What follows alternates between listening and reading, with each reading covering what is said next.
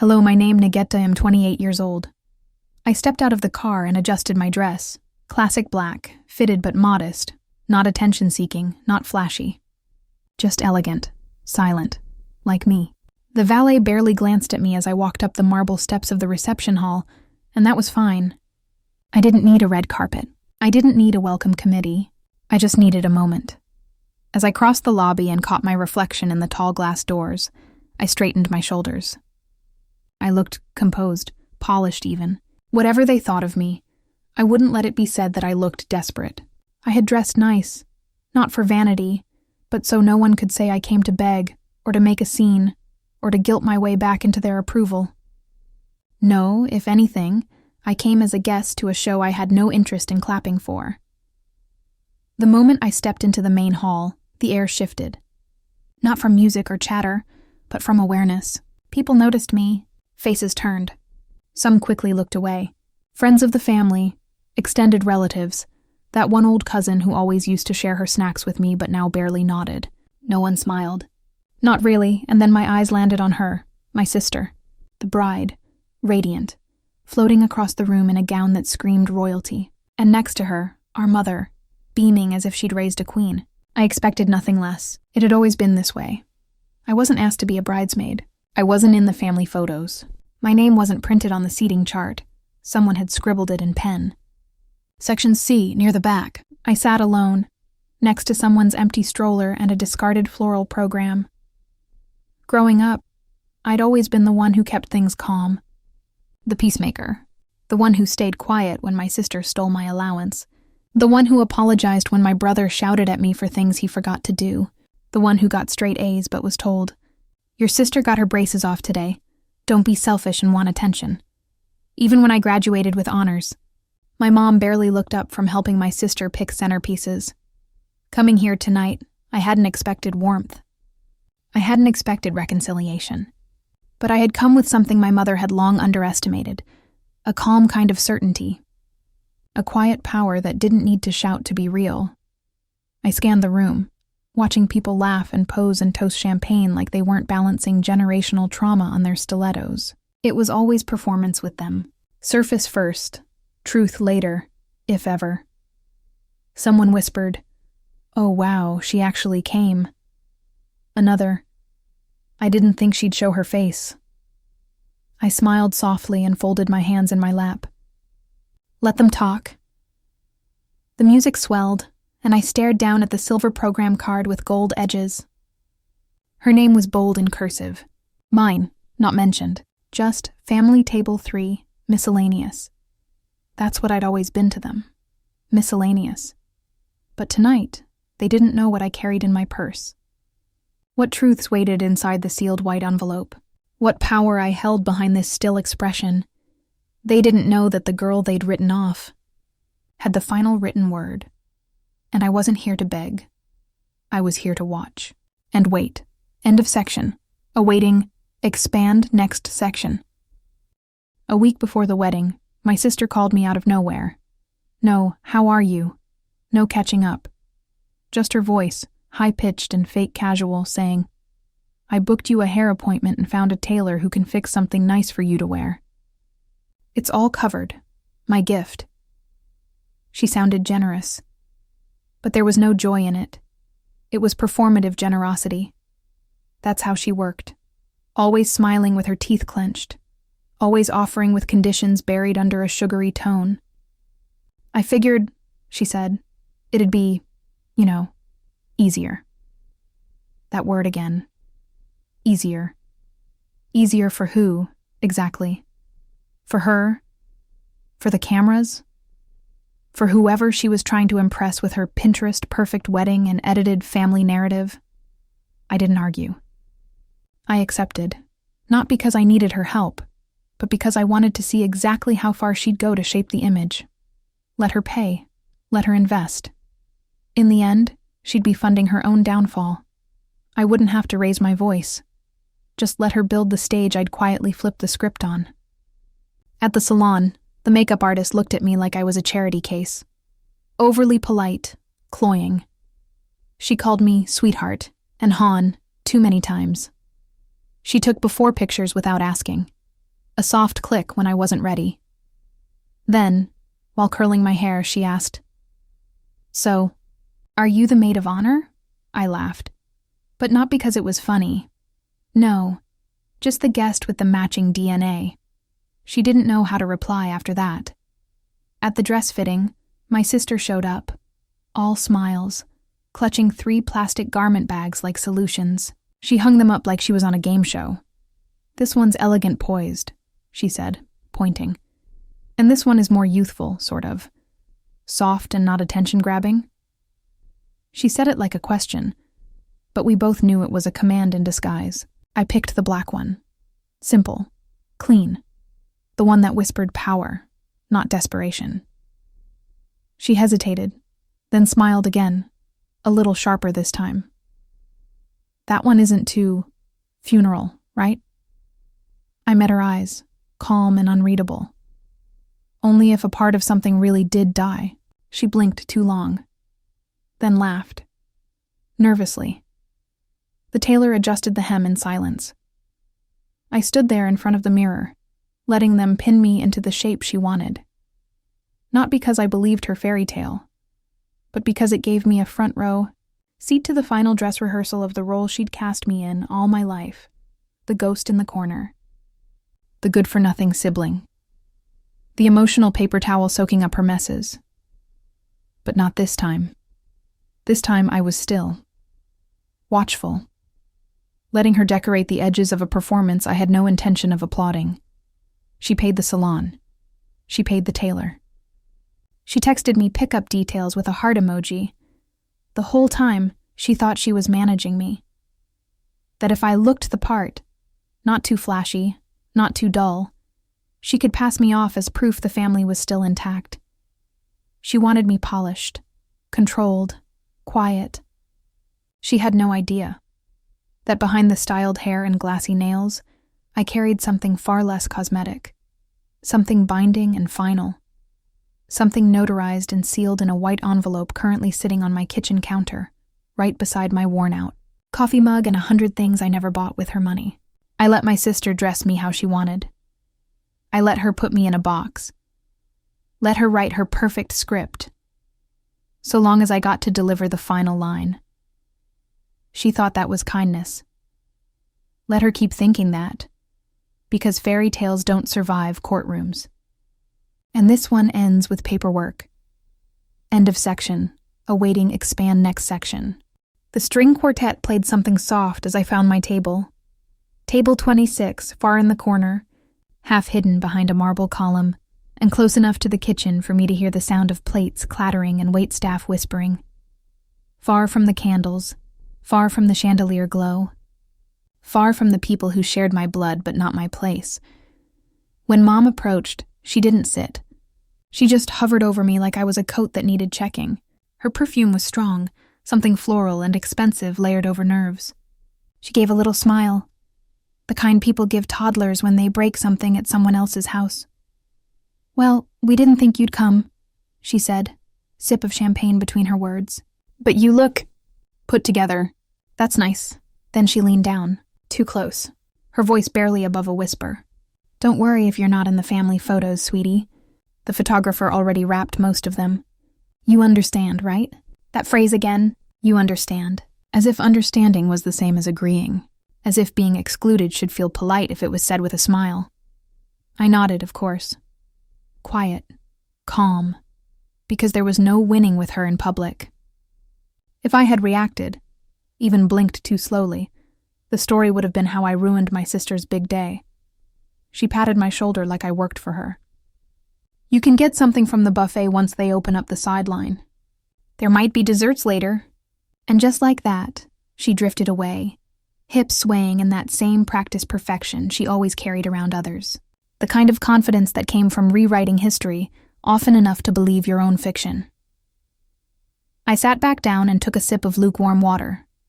My dress itched at the seams. My heels pinched a little. But what burned most couldn't be addressed with an adjustment. She hadn't even noticed the envelope inside my clutch. A cousin I barely ever heard from, my aunt's middle child, slid into the seat across from me.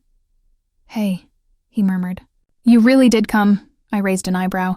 Was that in question? He scratched his neck like he regretted starting the conversation but kept going anyway. Well, Mom said you'd been cut off. A long time ago from Grandpa's will. They said you'd made things hard, so he changed things. I guess they think the less you're reminded you're not getting anything, the better. I blinked. Once. Then smiled. Good to know, I said. He looked uncomfortable, like he wanted to say more. But he didn't. I don't blame him. It's easier to believe the version of the story that lets you keep your seat at the table.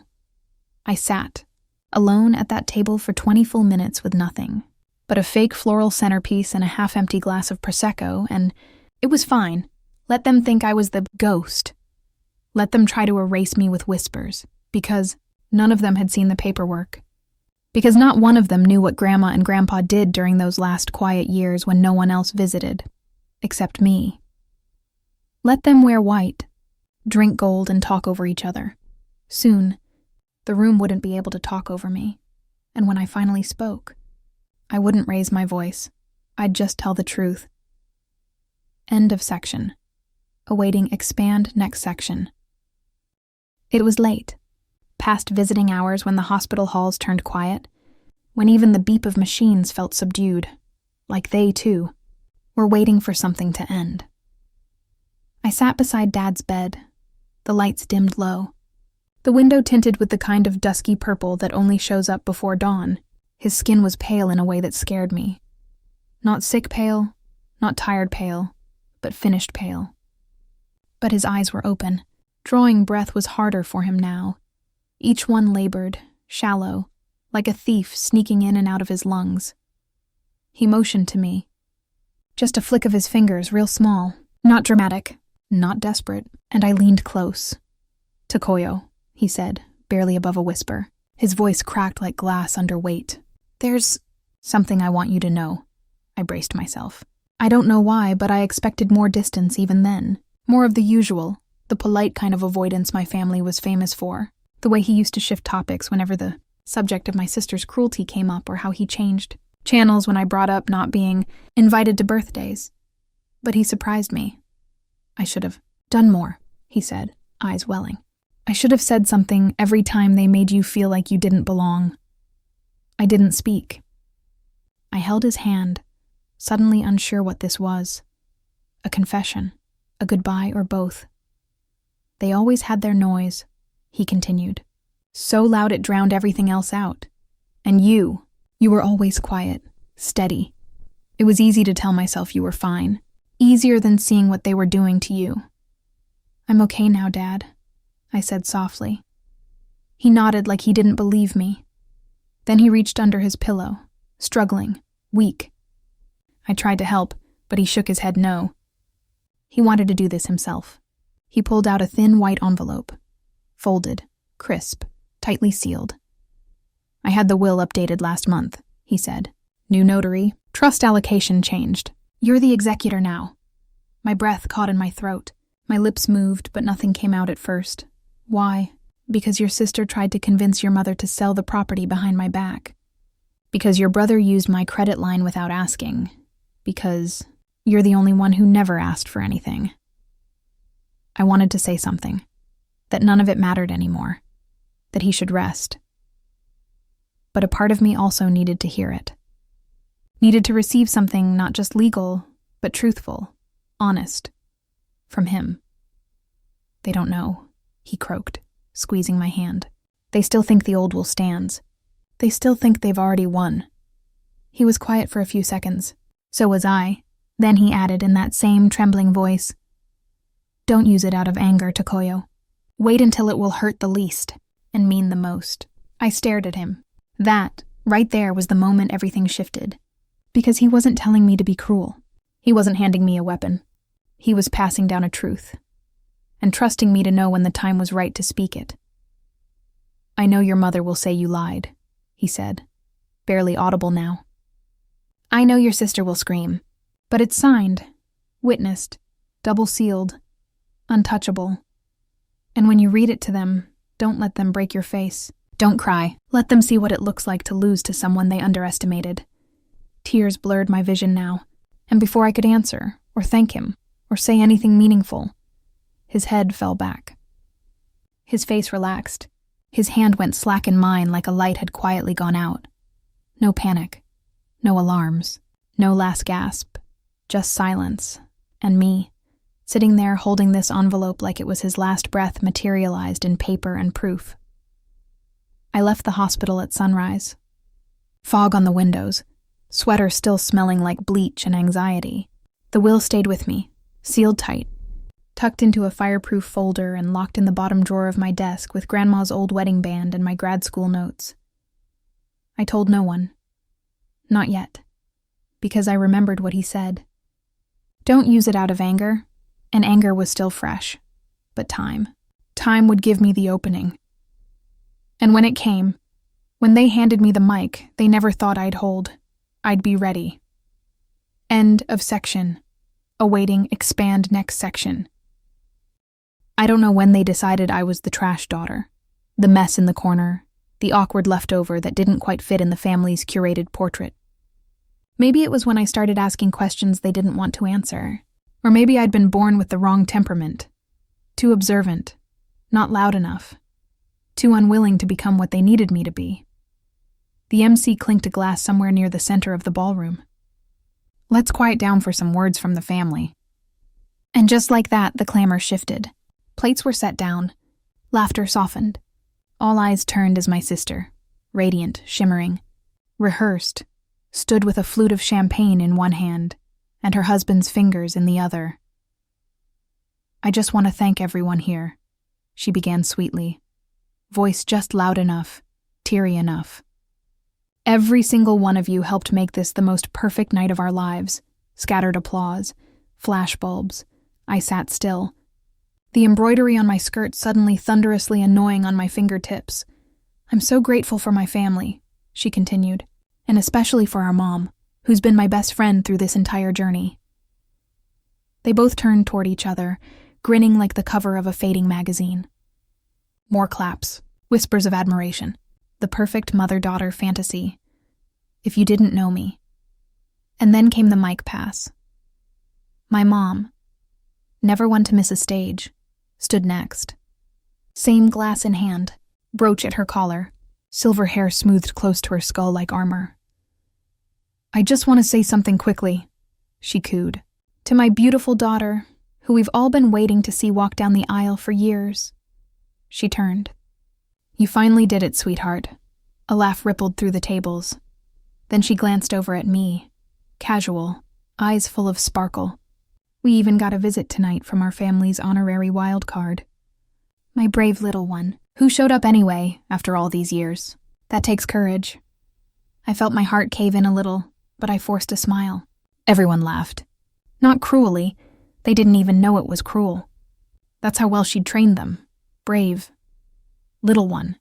Showed up anyway. Palatable estrangement, disguised as humor. She handed the mic to the MC, and he fumbled around for a second. Anyone else want to say a few words? He was just being polite. No one expected me to take the microphone. But I did. I stood, slowly, quietly.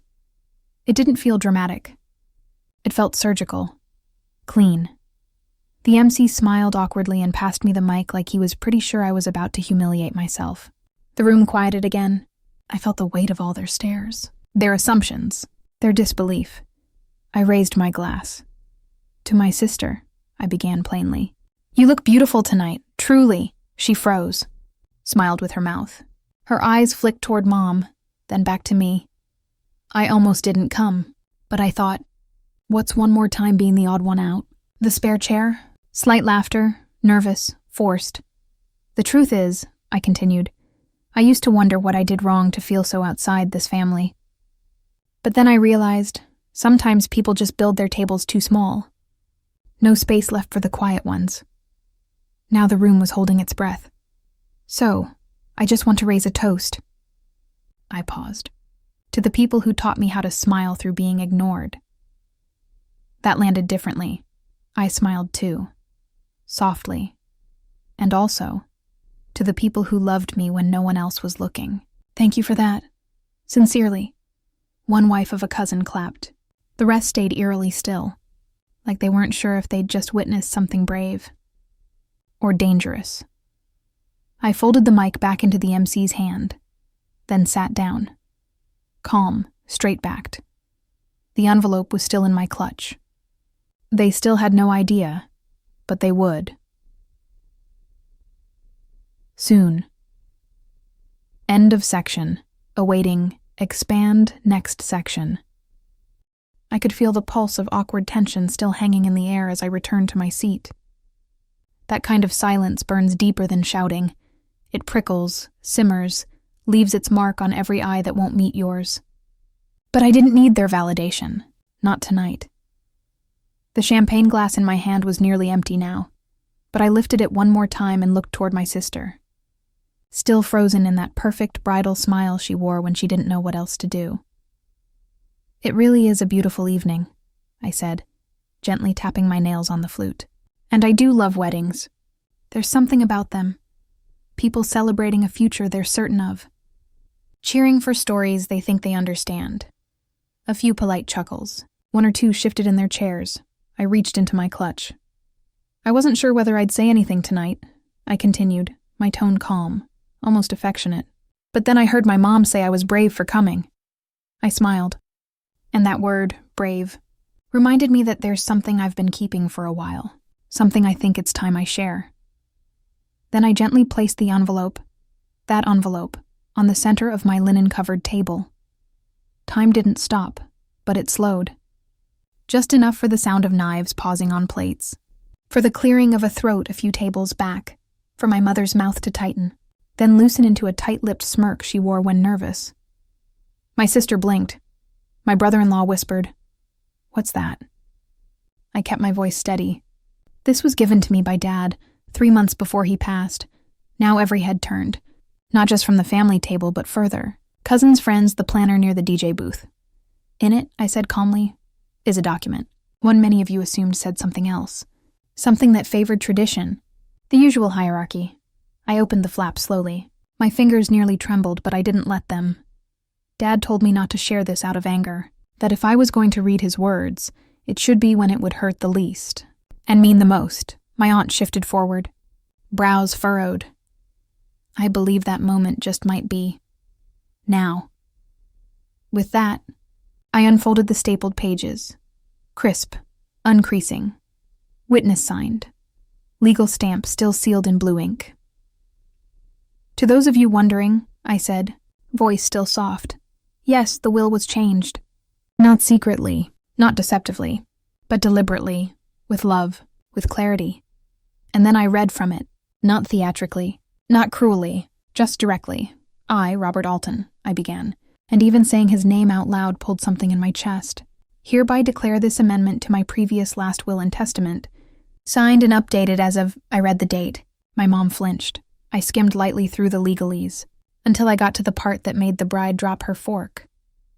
85% of the estate, including but not limited to real property, business accounts, and liquid funds, are to pass directly to my youngest daughter, Tokoyo Alton, who has, through her consistent integrity, care, and presence, demonstrated the values and character our family was built on. My breath shuddered at that last line. There were murmurs now, some audible gasps. Someone farther back whispered, "Is that real?" I continued, pausing only once to glance at my mother. Her face had collapsed, not with rage, but with something worse. Recognition. But it was my sister who stood up.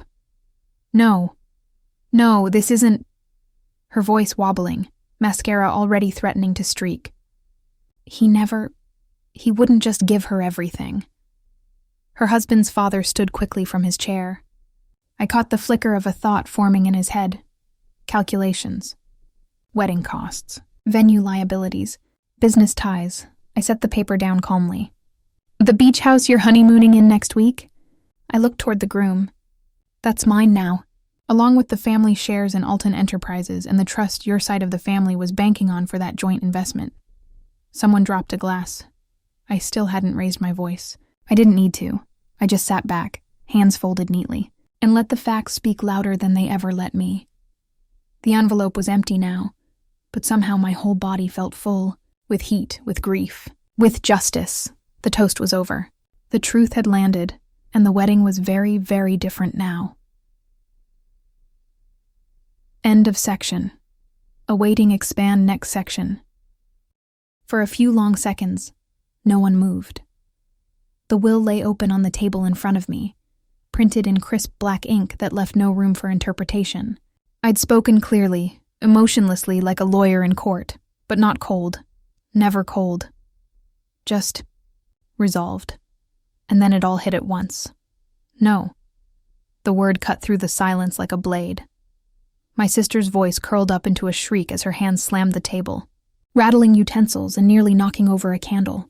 Her wine glass teetered for a moment, then toppled over the edge, shattering on the floor with an exclamation so sharp it felt choreographed.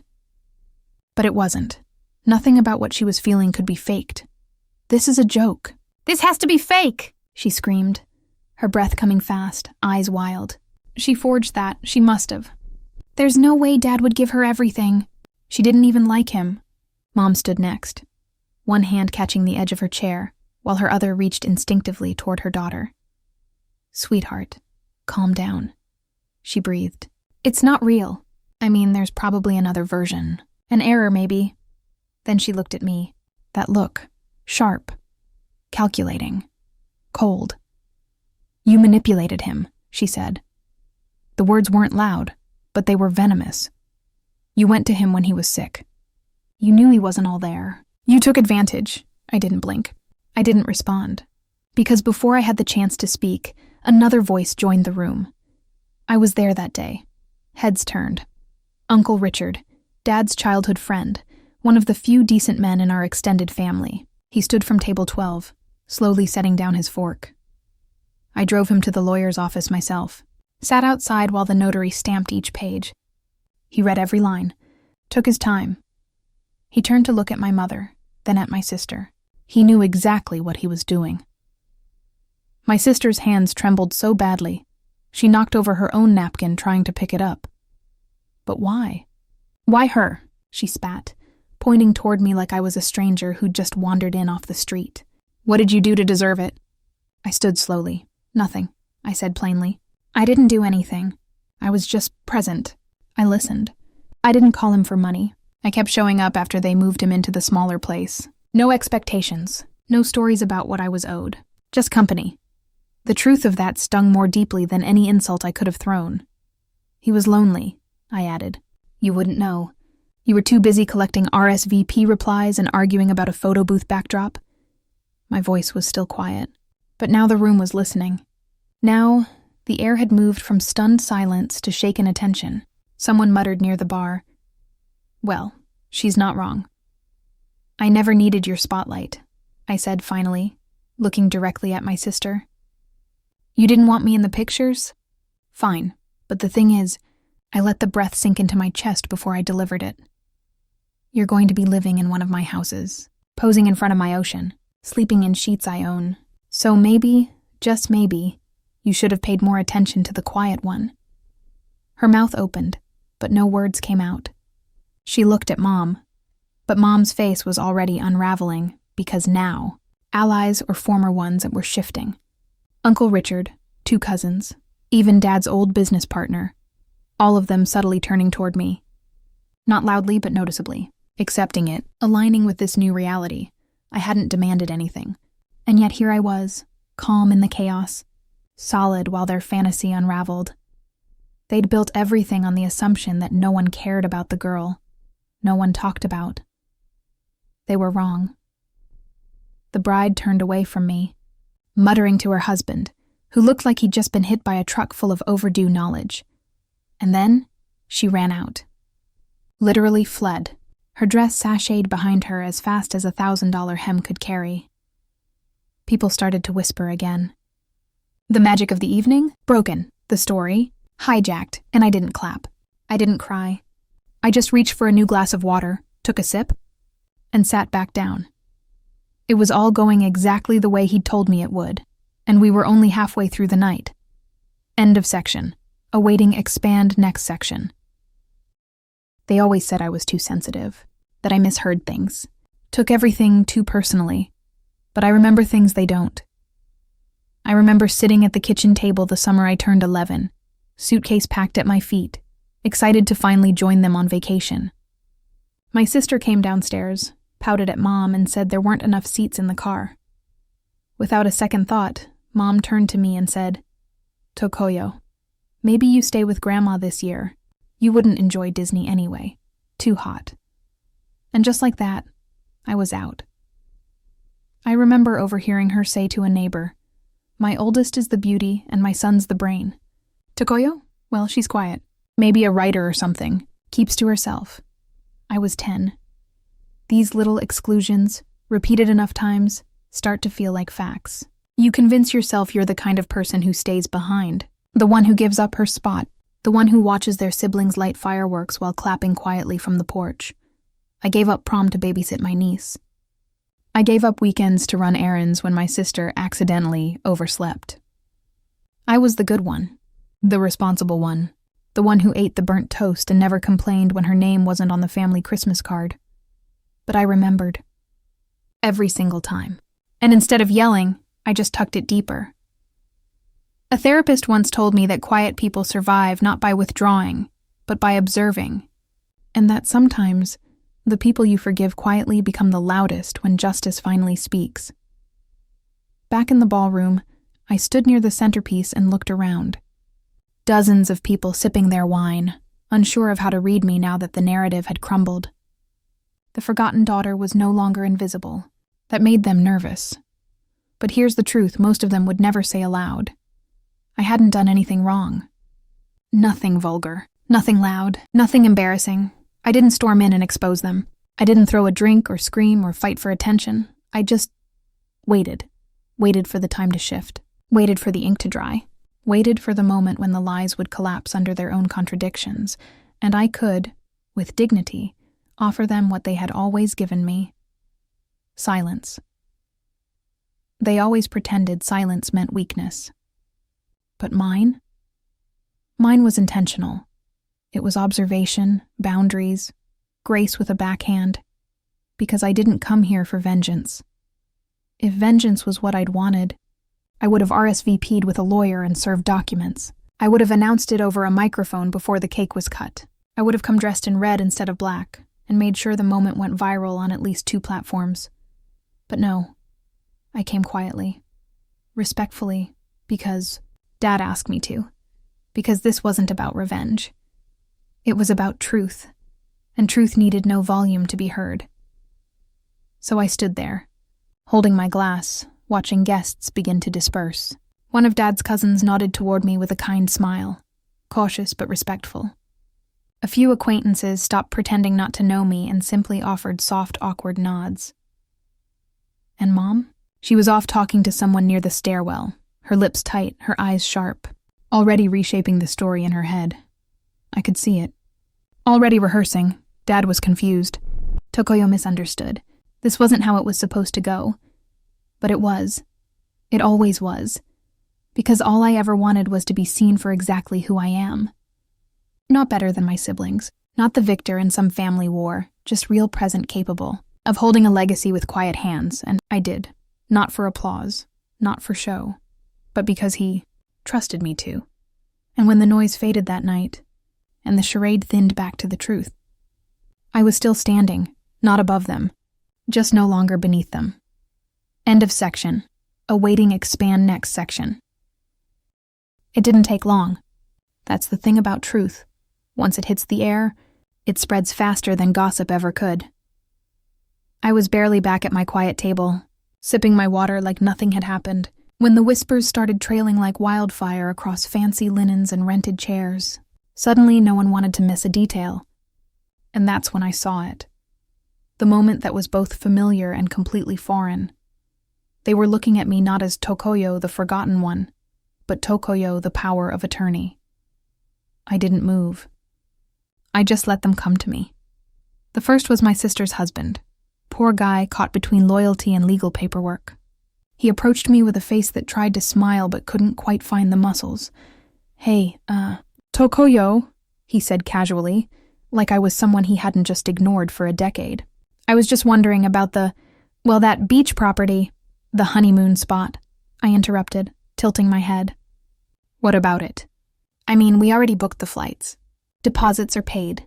I think vendors started deliveries this week. I gave him the same polite nod I used to give waiters when I couldn't afford dessert, but pretended not to care. He continued, scrambling. Would you mind signing something simple, just to confirm they have access?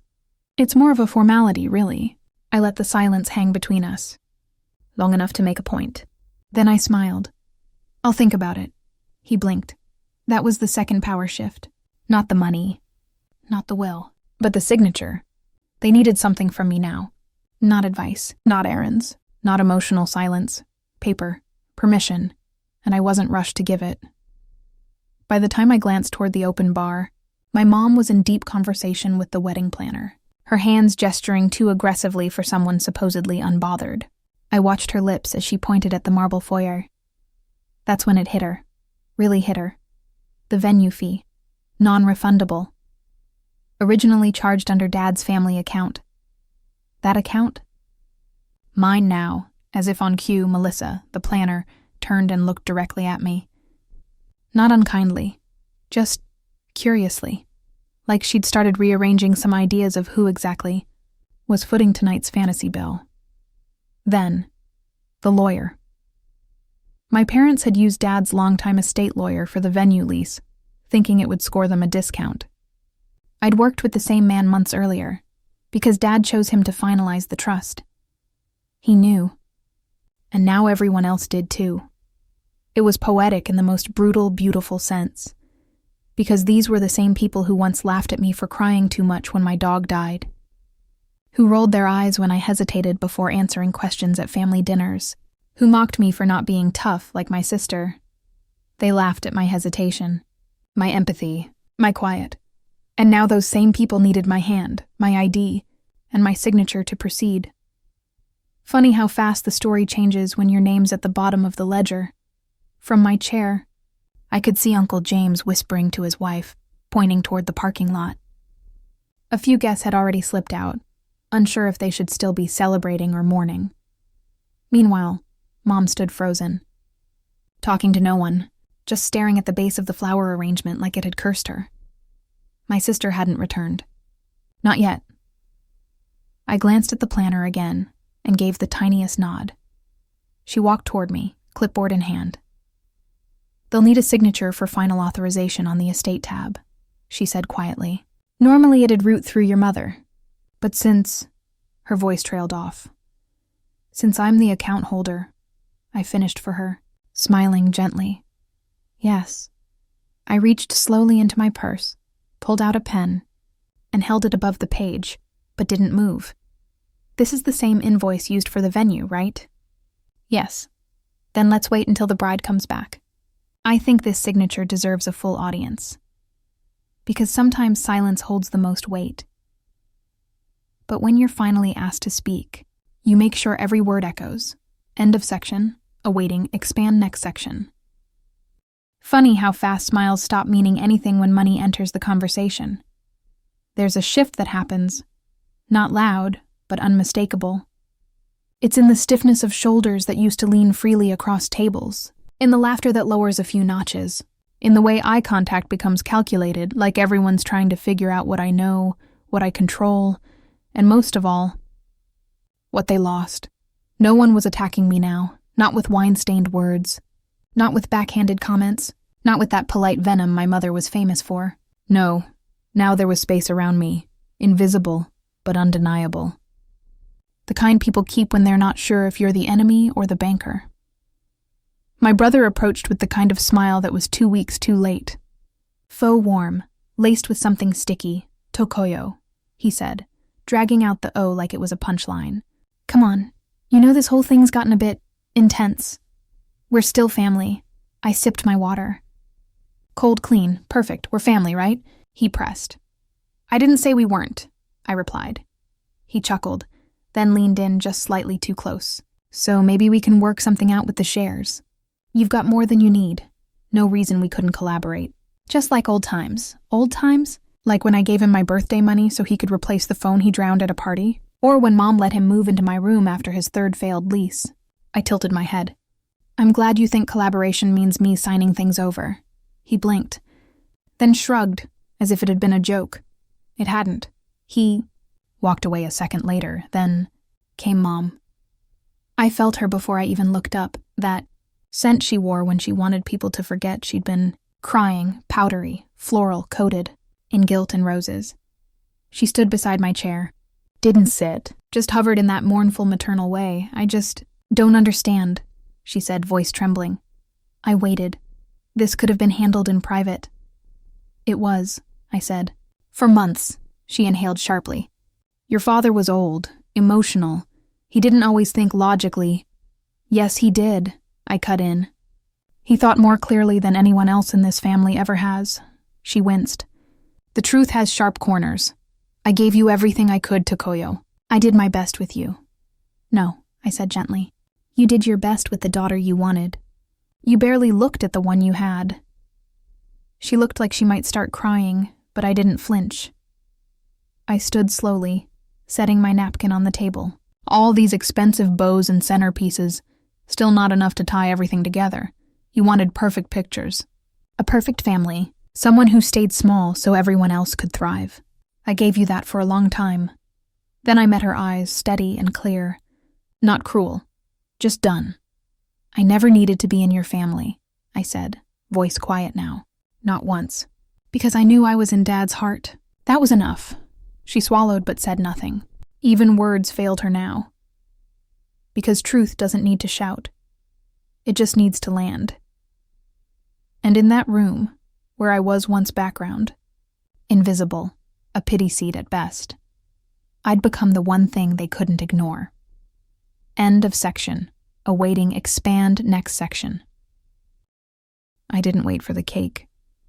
I knew if I saw them cut it, all happy performance and silver-plated knife, something in me would tighten again.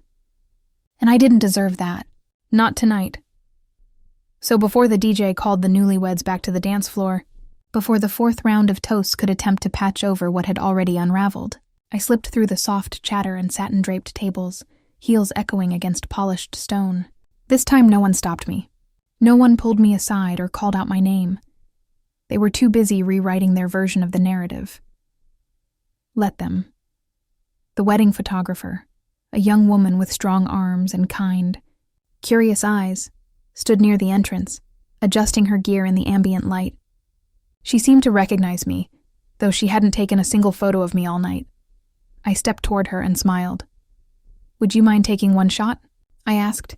She blinked, surprised. Of you? Yes, just me. She hesitated, then nodded, lifting the camera. I didn't pose. I just stood there, black dress, half-finished glass of champagne in one hand, my clutch in the other, envelope still tucked silently inside. My hair slightly loosened from the hours. Face calm, no dramatics, no victory pose, just peace. Click. The shutter rolled gently across the moment, preserving something real, not proof of power, not spite, just a record of presence. A quiet reminder that I was there, that I mattered. That in the end, the person they tried to erase was the only one who walked out whole. I thanked her, turned, and left before anyone noticed I was gone. The night air was soft, quiet. The sky above didn't care what had unfolded inside. As I walked toward the car waiting by the curb, I took one last look over my shoulder, not out of nostalgia, just confirmation that they could have their chandelier, their $300 centerpieces, their silences filled with carefully practiced ignorance, but they couldn't touch what was mine. Few weeks later, buried in the blur of emails and phone calls, came word that they'd tried to contest the will. They failed. The signatures were ironclad. The intention, undeniable. He left it all in my hands, and even from the grave, he knew I wouldn't use it to destroy. I didn't win loud. I didn't win cruel. I just stood long enough for them to run out of tricks. It takes more strength to hold truth than to throw it. And that night, I held it, smiled for the camera, and let them live in the picture without me. End of section. Awaiting expand next section. The ocean doesn't ask you to explain yourself. It just moves, steady, endless, carving the shore in silence, over and over again. That morning, I sat on the porch of the beach house my father left me, and let the salt air fill every space that had once been hollow. The waves didn't care who cried at the wedding. They didn't care about inheritance percentages, or who got to sit at the front of the reception. The tide doesn't bend for drama. It only rises slowly and without apology. Dad must have known I'd end up here, alone, but not lonely. He'd always loved this place. Told me once that the ocean reminded him that most wounds don't scream when they heal. They just soften. Quietly. I used to think I needed to shout to be heard, but I know better now. Sometimes the loudest kind of justice is the kind witnessed in calm. People saw what happened. Family, friends, strangers. Maybe the full truth doesn't get told around their tables. Maybe they'll edit it, protect their pride. But deep down, they all know. I didn't burn anything down. I didn't scream. I just stood still and let the facts speak louder than the lies. This wasn't about revenge. Revenge would have left me empty. This was about truth. And truth, when it arrives on time, doesn't need to yell. It just needs space. Closure isn't being right. Closure is walking away without needing to be invited back. It's funny. They thought legacy was something you fight over on paper. But the real legacy Dad left me wasn't the houses or the bank statements. It was clarity, dignity. A name I could speak without flinching. He didn't pass power to me. He passed peace. And peace, when earned the hard way, becomes unshakable. Behind me, the wind stirred the curtains. The same kind Grandma used to bleach and hang every summer. I could almost hear her humming, smell her sugar cookies warming in the oven. This house wasn't just mine now. It was mine to protect, mine to honor. That's the part they never understood. Legacy isn't what you get. It's what you leave behind, quietly, intentionally and without needing applause. And today, for the first time in a long time, I felt full. End of final section. Would you like the full compiled script in one single document, or a shareable formatted version?